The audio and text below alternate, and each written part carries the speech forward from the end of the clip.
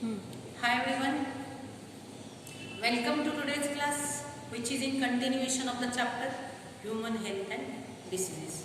Today we will discuss the topic mechanism of response of T lymphocytes to antigen. T lymphocytes antigen को किस तरह से response देता है वो इसका मैकेनिज्म हम आज की वीडियो में स्टडी करेंगे। ये बैक्टीरिया है, बैक्टीरिया फॉरेन पार्टिकल है, बैक्टीरिया पैथोजन भी हो सकता है। बैक्टीरिया जो बॉडी में एंटर होता है, बैक्टीरिया के ऊपर ये जो एंटीजेन्स दिखाए गए हैं, ये एंटीजन की वजह से टी सेल्स स्टिमुलेट होगी and then T cell start multiplication. See here, T cells multiply and form clones of T cells. It is called as clones of T cells because all the cells are similar, but though all the cells are similar, they perform different functions. सभी cells similar दिख रहे हैं इसमें, इसलिए उसे बोलते हैं clones of T cells. लेकिन ये सारे cells अलग अलग फंक्शंस परफॉर्म करेंगे। तो on the basis of their functions T cells are of 4 types. Number 1 helper T cells, number 2 killer T cells और cytotoxic T cells and number 3 suppressor T cells and number 4 that is memory T cells. सबसे पहले हम start करते हैं helper T cells. Helper T cells release lymphokines. Lymphokines का मतलब होता है lympho means lymphocytes and kines means move. लिम्फोकाइन्स is released by helper T cells to perform various functions such as proliferation of other T cells, activation of B lymphocytes and macrophages.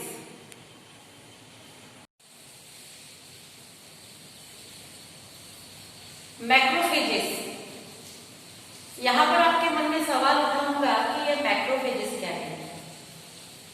Macrophages, macro का मतलब होता है large and फेजिन मतलब ईट, खाना।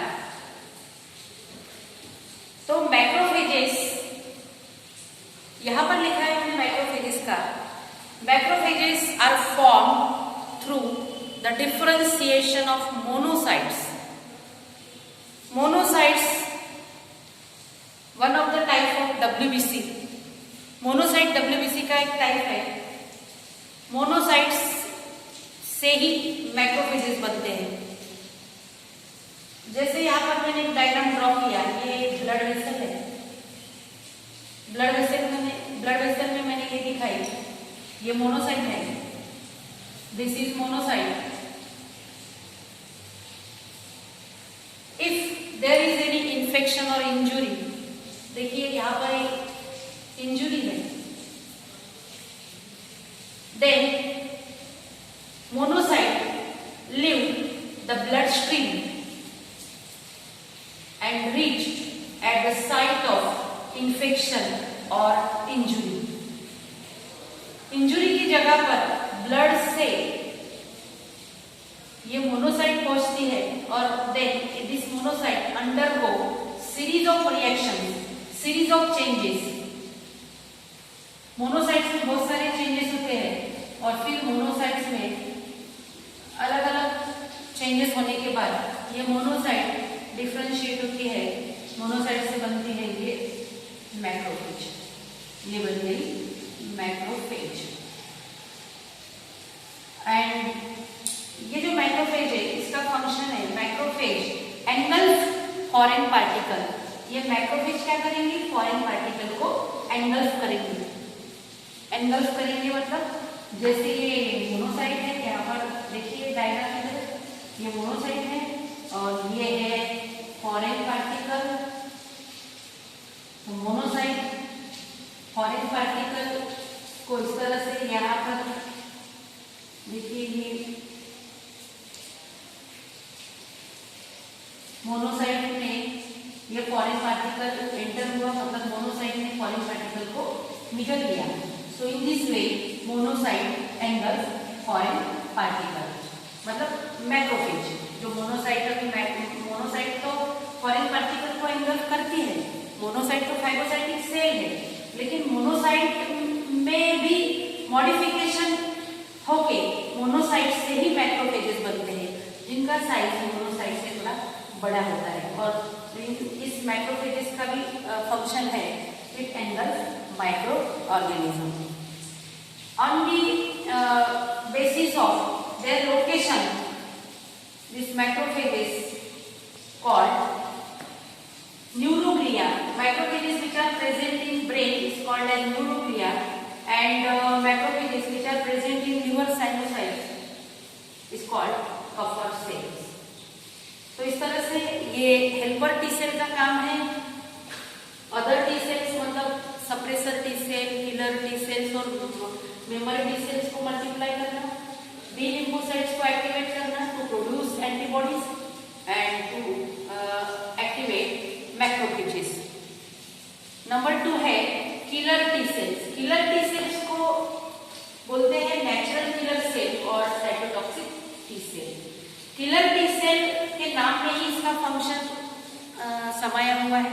Killer T cell directly attack and destroy foreign particles जैसे bacteria, virus, fungus कोई भी foreign particle जो बॉडी में एंटर होता है, उस फॉरेन पार्टिकल को killer T cell directly attack करती है और उसको डिस्ट्रॉय करती है।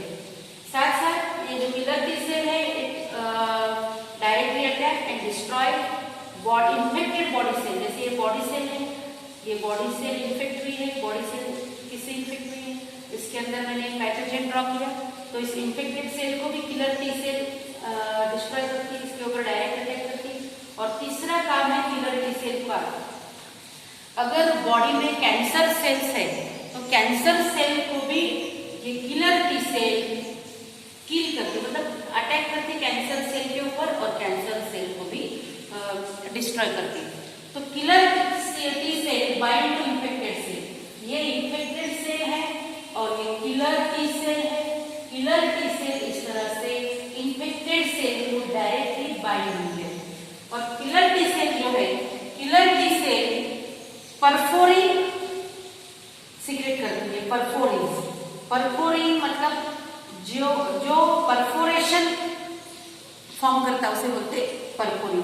परफोरेशन मतलब छेद बनाना। तो ये किलर टी सेल है और ये है इन्फेक्टेड सेल। और ये किलर टी सेल ने परफोरिन रिलीज किया, जो परफोरिन इन्फेक्टेड सेल के अंदर गया और इस परफोरिन की वजह से क्या हुआ, इस परफोरिन फॉर्म होल इन इन्फेक्टेड सेल। इन्फेक्टेड सेल में इस प्रकार से होल बन गया, छेद बन गया और इन्फेक्टेड सेल डिस्ट्रॉय हो गए। तो इसलिए ये किलर टी सेल ऐसे केमिकल सीक्रेट करती है जिसकी वजह से सेल डिस्ट्रॉय होती है, मतलब ये सेल दूसरे इन्फेक्टेड सेल को, फॉरेन पार्टिकल को, कैंसर सेल को मारती है, इसलिए उसे बोलते हैं किलर टी सेल या फिर cytotoxic T cell. Cytotoxic T cell दूसरे सेल को, मतलब इन्फेक्टेड सेल, कैंसर सेल को मारने वाली सेल।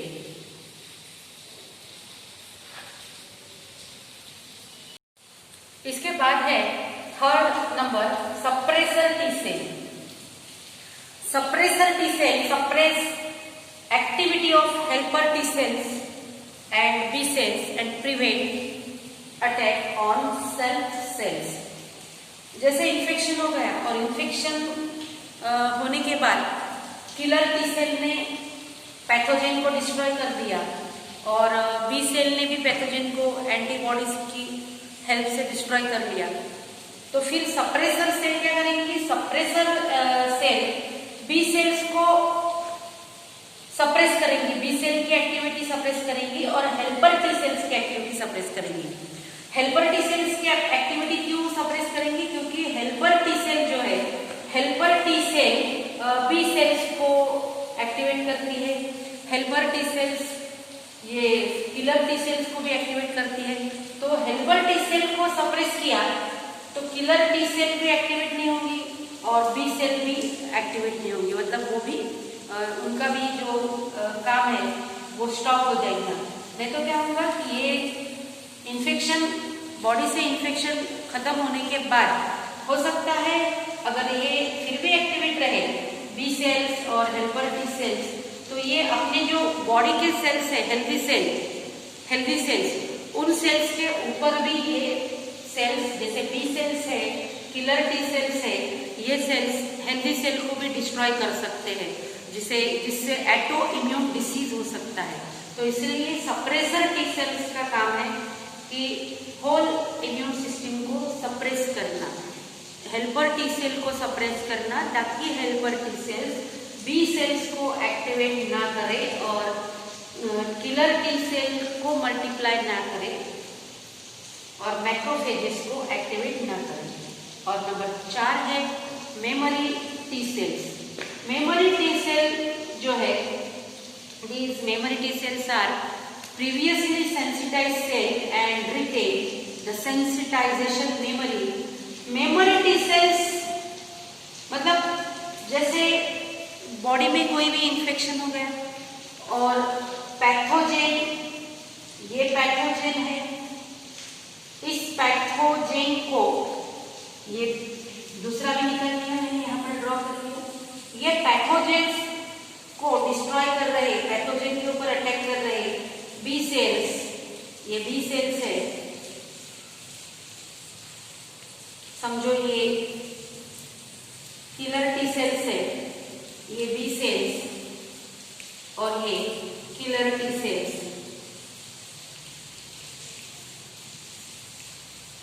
ये पैथोजेन के ऊपर किस लिए अटैक कर रहे हैं, B cells and killer T cells, तो पैथोजेन को डिस्ट्रॉय करने के लिए। तो ये जो मेमोरी टी सेल्स है, इसमें से ही कुछ सेल्स मेमोरी टी सेल्स बन जाएंगे और ये मेमोरी टी सेल्स, ये जो एनकाउंटर, यहाँ पर एनकाउंटर हो रहा, किसका एनकाउंटर हो रहा, पैथोजेन का एनकाउंटर हो रहा, तो ये मेमोरी टी सेल्स इसको, इसकी मेमोरी बनाएंगे। मेमोरी बनाएंगे मतलब वो मेमोरी टी सेल्स याद रखेंगे कि बी सेल्स ने इस पैथोजेन के अगेंस्ट कौन सी एंटीबॉडीज बनाई है, ताकि जब दूसरी बार यही पैथोजेन बॉडी में एंटर होगा तो मेमोरी टी सेल तुरंत इसके अगेंस्ट एंटीबॉडीज बनाएंगे और इनको डिस्ट्रॉय करेंगे। मतलब मेमोरी टी सेल जो है ready to attack on pathogen, और मेमोरी टी सेल्स रहते हैं लिम्फॉइड ऑर्गन में। लिम्फॉइड ऑर्गन के बारे में पिछले वीडियो में बताया था। जैसे यहाँ पर ये 10 मेमोरी टी सेल है, ये 10 नंबर है मेमोरी टी सेल, यहाँ पर लिखा मैंने मेमोरी टी सेल्स, टीएम मतलब मेमोरी टी सेल्स। देखो ये पैथोजेन ने अटैक किया, ये पैथोजेन का दूसरा अटैक है, मतलब पहली बार ये पैथोजेन अटैक कर चुका है और अटैक से बॉडी फ्री भी हुई है, लेकिन दोबारा जब सेम पैथोजेन बॉडी में एंटर होगा तो इसमें से ये जो 7 सेल है, 7 मेमोरी टी सेल, ये 7 मेमोरी टी सेल्स इस पैथोजेन के ऊपर डायरेक्टली अटैक करेंगे और बचे कितने, 3। तो ये जो 3 मेमोरी टी सेल्स है, ये 3 मेमोरी टी सेल्स हेल्प लेने पहुंचेंगे। किसकी हेल्प लेंगे, ये 3 बाकी बचे हुए मेमोरी टी सेल्स, ये कहाँ गए, तो ये गए हेल्पर टी सेल्स के पास। कहाँ गए ये, हेल्पर टी सेल्स के पास और बी लिम्फोसाइट्स के पास, मतलब बी सेल्स के पास, ताकि हेल्पर टी सेल्स प्रोलिफरेट कर सके, बी सेल्स को एक्टिवेट कर सके, मैक्रोफेज को, और ये बी सेल्स इसके ऊपर एंटीबॉडीज से अटैक कर सके। इसलिए इस मेमोरी टी सेल्स का काम होता है कि दोबारा अगर इन्फेक्शन हुआ तो उसकी मेमोरी उनके पास रहती है कि इसके पहले जब ये पैथोजेन आया था तो इस पैथोजेन की अगेंस्ट किस तरह से वर्क किया था, कौन से एंटीबॉडीज प्रोड्यूस किए थे, वही सेम एंटीबॉडीज प्रोड्यूस करेगा और ये डायरेक्ट अटैक करेगा इस बच्चे कुछ मेमोरी टी सेल्स हेल्प लेने पहुंचेंगे, जैसे हेल्पर टी सेल्स के पास, बी सेल्स के पास, और किलर टी सेल्स को और मैक्रोफेजेस को भी वो यहाँ पर अट्रैक्ट करेंगे। तो इस तरह से आज हमने ये पूरा टॉपिक कंप्लीट कर लिया। तो इसकी एक लास्ट में मैं थोड़ा बता देती हूँ। जैसे ये पैथोजेन है, यहाँ पर ड्रॉ किया। ये पैथोजेन जब बॉडी में एंटर होगा, बॉडी में एंटर होने के बाद ये जो किलर टी सेल्स है, किलर टी सेल्स डायरेक्टली इसके ऊपर अटैक करेंगे। बी सेल्स जो है, बी सेल्स एंटीबॉडीज प्रोड्यूस करेंगे और एंटीबॉडीज की मदद से इसको डिस्ट्रॉय करेंगे। और जो सप्रेसर टी सेल्स है, ये सप्रेसर टी सेल्स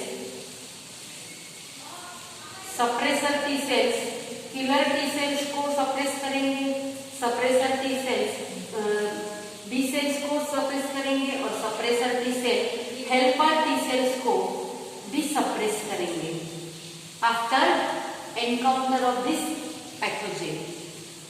और यहाँ पर जो मेमोरी टी सेल्स है, वो मेमोरी टी सेल्स इनकी मेमोरी बनाएंगे। तो इस तरह से हमने आज ये टॉपिक कंप्लीट किया, mechanism of response of T lymphocytes to antibody.